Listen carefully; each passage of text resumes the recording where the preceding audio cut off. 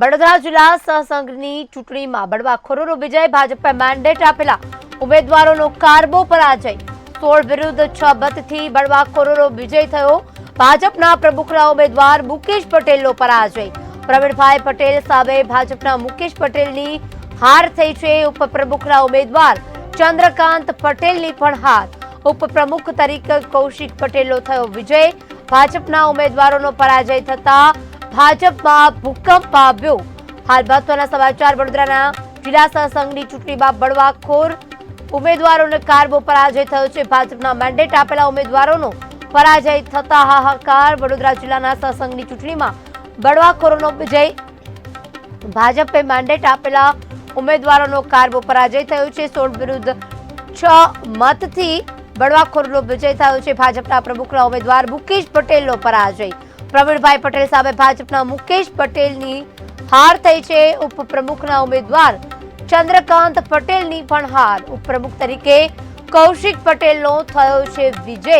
ભાજપના ઉમેદવારોનો પરાજય થતા ભાજપમાં ભૂકંપ આવ્યો।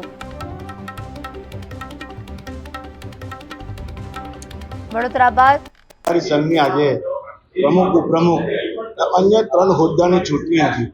એમાં 3 હોદ્દાઓ બિનહરીફ તરીકે આજે જાહેર થયા છે અને પ્રમુખ, ઉપપ્રમુખની ચૂંટણી અમારે મેન્ડેટ પણ આવ્યા હતા।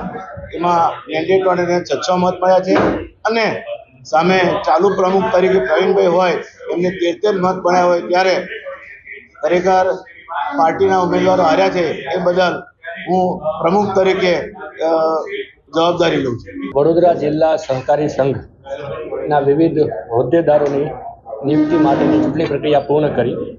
એ તમામ ચૂંટણી પ્રક્રિયાના અંતે જાહેર થયેલ પરિણામ માટે અધ્યક્ષ તરીકે, સંઘના અધ્યક્ષ તરીકે પટેલ પ્રવીણભાઈ મણિભાઈ તથા પટેલ મુકેશભાઈ જસવંતભાઈ ઉમેદવારી પત્ર આવેલ અને મતદાન પ્રક્રિયા પૂર્ણ કર્યા પછી પટેલ પ્રવીણભાઈ મણિભાઈને અધ્યક્ષ તરીકે 13 વોટ મળેલા, જેથી વિજેતા જાહેર કરેલ છે પટેલ પ્રવીણભાઈ મણિભાઈ। તે જ રીતે ઉપાધ્યક્ષ તરીકેની ચૂંટણીમાં 2 ઉમેદવારી પત્ર પટેલ શૈલેષભાઈ મનહરભાઈ તથા પટેલ કૌશિકભાઈ મનહરભાઈ તથા પટેલ ચંદ્રકાંતભાઈ પરસોત્તમભાઈ, મતદાનની પ્રક્રિયાના અંતે વિજેતા તરીકે પટેલ શૈલેષભાઈ મનહરભાઈ, પટેલ કૌશિકભાઈ મનહરભાઈ 13 વોટથી વિજેતા જાહેર થયેલ છે। તારીખ 19મીએ જે ચૂંટણી થવાની હતી એ ચૂંટણી અધિકારી અને ડેપ્યુટી કલેક્ટર સાહેબે વહીવટી કારણોસર મુલતવી રાખી હતી।